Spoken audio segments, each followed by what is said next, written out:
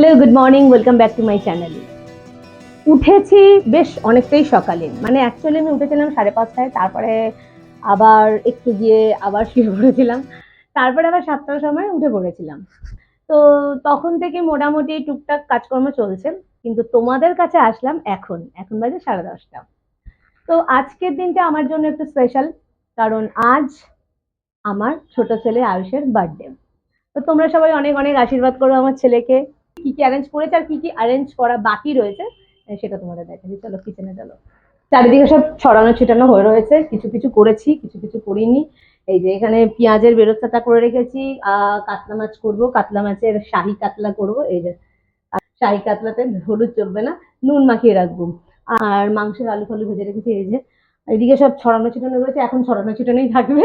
সব এই দিকটা গুছিয়ে নিয়ে আগে আমি স্নান করে নেবো, স্নান করে পুজো টুজো করবো, তারপরে বাকি কাজটা করবো। মাছগুলোকে এখন আমি নুন মাখাবো। নুন হলুদ মুখে চলে আসে, অ্যাকচুয়ালি সবকিছুতেই তো নুন হলুদ মাখানো হয়। তো এটা যেহেতু শাহি করব, তাই মানে হলুদটা দেবো না। নুনের সাথে একটু লেবু মাখাবো, মাছে না লেবুটা মাখানো থাকলে না বেশ টেস্ট।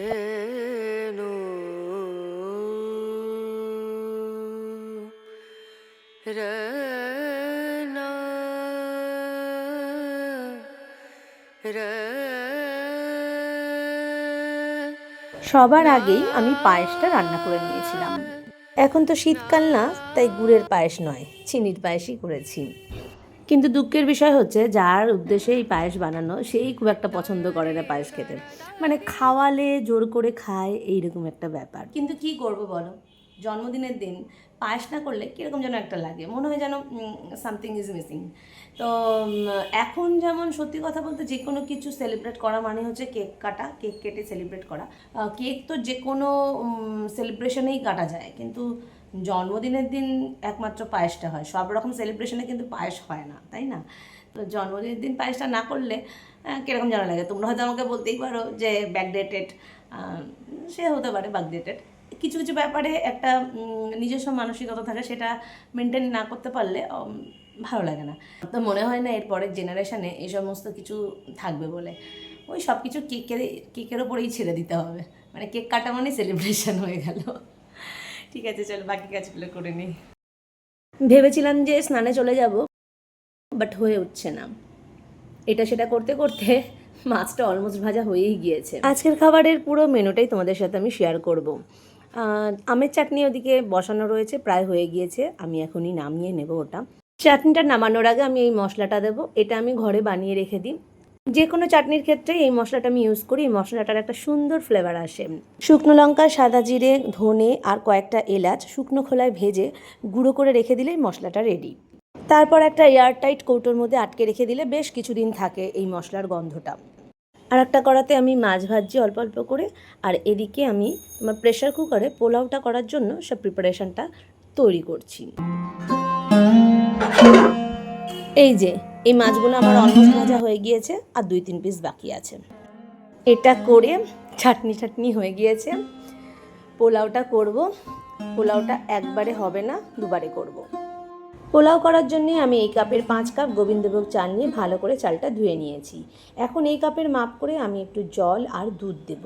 হ্যাঁ, আমি একটু দুধ দিই, তাহলে পোলাওটা বেশ টেস্টি হয়। 5 কাপ জল আর 2 কাপ দুধ দেব। এবার পরপর দেব আদা বাটা, লঙ্কা বাটা, কাজু কিশমিশ, গোটা গরম মশলা, তেজপাতা, ঘি। পোলাওয়ের রঙের জন্য একটু খাবারের রং। অনেক সময় এই রং না থাকলে আমি হলুদ গুঁড়ো দিয়েও কাজ করি, সেটাতেও ভালোই সুন্দর রং হয়। 2-3 ফোঁটা মিঠা আতর। সবশেষে নুন চিনি দিয়ে প্রেশার কুকারটা 5 মিনিটের জন্য বসিয়ে দেব। সিটি আসার জন্য অপেক্ষা করব না, তার আগে কিন্তু গ্যাসের ফ্লেমটা অফ করে দিতে হবে। পোলাওয়ের জন্যে আর কোনো মশলার দরকার নেই।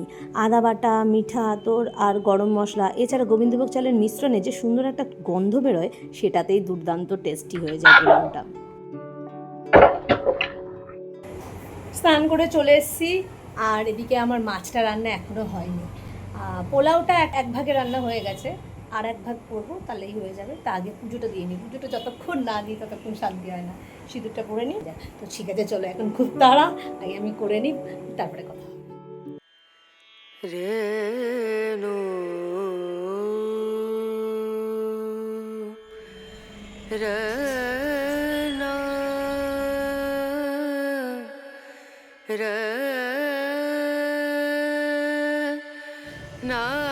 স্নান করে চলে এসেছি।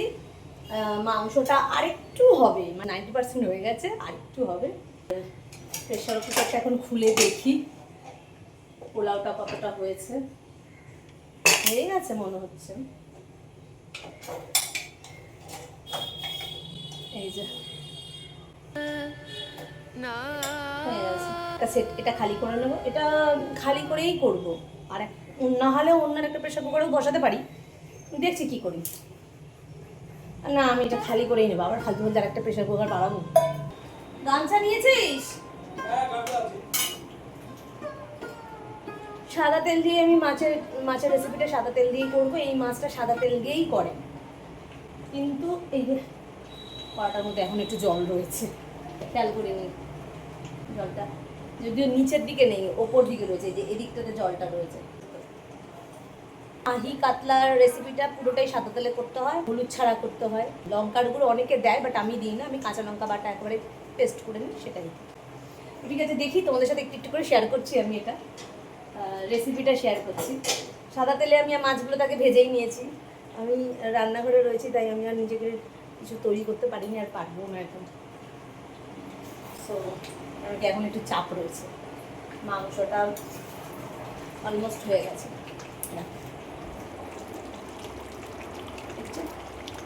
মাংসটা অলমোস্ট হয়ে গেছে, আর একটু হবে, মানে একটু হলে হয়ে যাবে।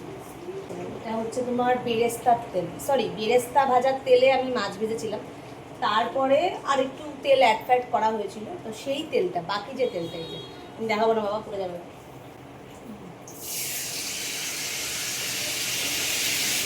এই তেলে হবে না, আর একটু তেল দিতে হবে। তেলের মধ্যে মনে একটুখানি জল জল ভাব ছিল না, একটু জানি।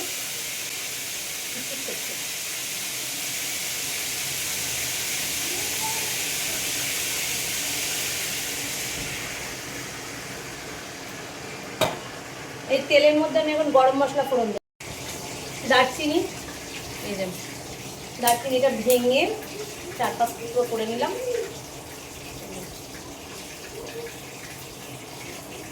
দিয়ে দিলাম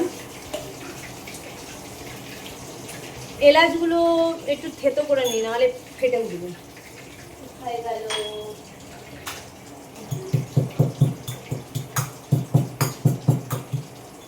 রান্নারে না পটাশ পটাশ করে ফাটে।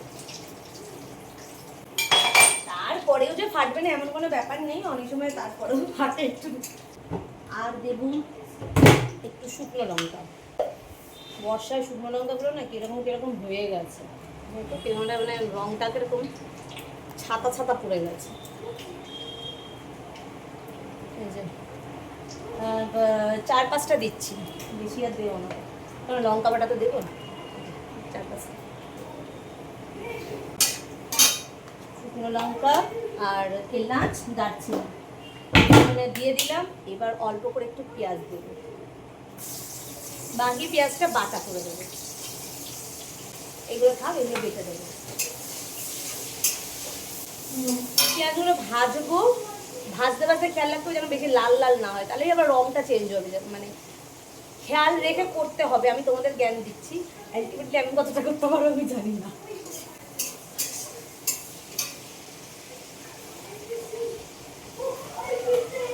আমার আর একটা পোলাও বসাতে হবে, একটা পোলাও হয়ে গেছে, এটা খালি করে দেবো, তার মধ্যেই বসিয়ে দেবো।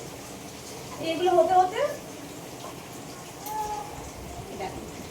আর একটা যে পোলাও বসাবো তার সমস্ত কিছু রেডি করে রেখেছি। চাল মানে যা যা ওইটার মধ্যে দিয়েছি সবই এর মধ্যে দিয়েছি, শুধু দুধ জলটা দিইনি, সেটা ওর মধ্যে ঢেলে দেবো, মানে প্রেশার কুকারটার মধ্যে ঢেলে দিয়ে তারপরে দুধ জলটা দিয়ে দেবো, দিয়ে বসিয়ে দেবো। মনে করে করে সবই দিতে লাগে, শুধু এখন অবধি ঘি আর আতপটা দিইনি এর মধ্যে, এছাড়া সব দেওয়া হয়ে গেছে। দিয়ে আসবো, দেখো তো। এখন মিক্সিতে মশলার একটা পেস্ট বানিয়ে নেব। মশলাটা বানাবার জন্য পেঁয়াজ, কাজু বাদাম, কাঁচা লঙ্কা, ভিজিয়ে রাখা এলাচ আর দারচিনি নিলাম। অল্প কটা রসুন দিতাম, সেটা দিতে প্রথমে ভুলে গিয়েছিলাম, তাই আবার কয়েকটা রসুন দিয়ে মিক্সিটা আবার একটু ঘুরিয়ে নেব। আদা বাটা আমার আগেই করা ছিল, তাই এখানে আর আদা দিলাম না। যখন মশলাটা কষাবো তখন আমি এখান থেকে আদাটা দিয়ে দেবো। মশলাটা এখন পুরো রেডি হয়ে গেছে, এবার কড়াতে দিয়ে দিই। তোমাদের তখন জ্ঞান দিচ্ছিলাম না যে পেঁয়াজ ভাজার সময় দেখো যেন পেঁয়াজটা লাল লাল না হয়, অথচ দেখো আমি লাল লাল করে ফেলেছি, ইচ্ছা করে নিয়ে এদিক ওদিক 10 দিকে তাল দিতে গিয়ে হয়ে গিয়েছে একটু লাল লাল। যাই হোক, মশলাটা বেশ কিছুক্ষণ কষানোর পর টক দই ভালো করে ফেটিয়ে টক দইটাও একটু দিয়ে দেবো। এবার টক দই দিয়ে ভালো করে কষাতে হবে, তারপরে নুন আর চিনি তো অবশ্যই দিতে হবে এই রেসিপিতে, কারণ ফ্লেভারটাই আসবে টক টক মিষ্টি মিষ্টি, পোলাওর সঙ্গে দুর্দান্ত লাগে খেতে। আমার পিছনে চলে এসেছেন মহারানী, ড্রেসটা খুব সুন্দর হয়েছে, খুব ভালো লাগছে। মশলাটা কষে যাওয়ার পর একটু জল ঢেলে দিয়েছিলাম, তারপরে একটু জলটা ফুটে ওঠার পর এই বেরেস্তাগুলো দিয়ে দিয়েছিলাম। বেরেস্তা দেওয়ার পরেই আমি মাছগুলো সমস্তটাই ওই মশলার মধ্যে দিয়ে দিলাম, দিয়ে একটু ফুটিয়ে নিয়েছি, ব্যাস আমার মাছ রেডি। শাহি কাতলা। কড়াতে যাতে ধরে না যায় সেজন্য আমি কড়াটা নাড়াচ্ছিলাম, কিন্তু পেছন থেকে সোমনা বলছে তুমি কড়া নাড়াচ্ছ নাকি নিজেকে নাড়াচ্ছ। তখন কিন্তু অ্যাকচুয়ালি আমি কড়াই নাড়াচ্ছিলাম, কিন্তু ওর কথা শুনে আমি আবার নিজেকেও কড়ার মতো করেই নাড়াতে শুরু করলাম। এই যে সব থেকে প্রিয় খেলা নিয়ে খেলতে বসেছিস, তাই তো? হ্যাঁ, আরে একটু টাকা দিকে, তুই একটু আমার দর্শক বন্ধুদের তুই একটু বলে দে যে তুই কোন খেলাটা। এখন কয়জনে মিলে খেলছিস? 4 জন। কে? ও ড্যাডিও। আচ্ছা, আদিত্য। এই মানিকে খেলতে পারে? মানিকে যে খেলা নিয়েছিস, এই শোনা, মানিকে খেলতে পারছে নাকি শিখিয়ে দিয়েছিস? ওহো, অনলাইনে কয়েকদিন আগেই এই মনোপলি গেমটা অর্ডার করেছে নিজেই। আমরা তো প্রথমে বুঝতে পারিনি মনোপলিটা কি, দেখেই বুঝলাম যে সেই আমাদের ছোটবেলায় যে ব্যবসায়ী খেলতাম সেটাই হচ্ছে এই মনোপলি। তো যাই হোক, সেটা খুব ওর পছন্দের একটা গেম হয়েছে, এখন খেলবে। এবার এগুলো তো আর একা খেলে মজা নেই, যারা সব এসছে সবাইকে ধরে বেঁধে বসিয়ে দিয়েছে খেলার জন্য। আদিত্য তো আমাকে এসে বলছে কি, শোনো আমি কিন্তু দেরিতে খাবো, 3টে বাজে, 3টে-4টের সময়।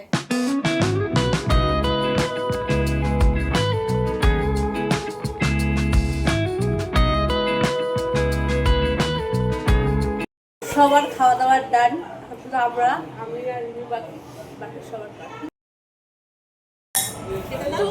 টেস্ট ভালোই হয়েছে, ভালো হয়েছে টেস্ট, খুবই ভালো খাওয়া যায়, লাগেও না। Thank you. বলছে নাকি এতটাই ভালো হয়েছে যে শুধুই খাওয়া যাচ্ছে, আর তোমরা হয়তো ভাবছো যে বাড়ি বাড়ি বলছে, আমি যেহেতু মানি হই। তুমি বসে যাও।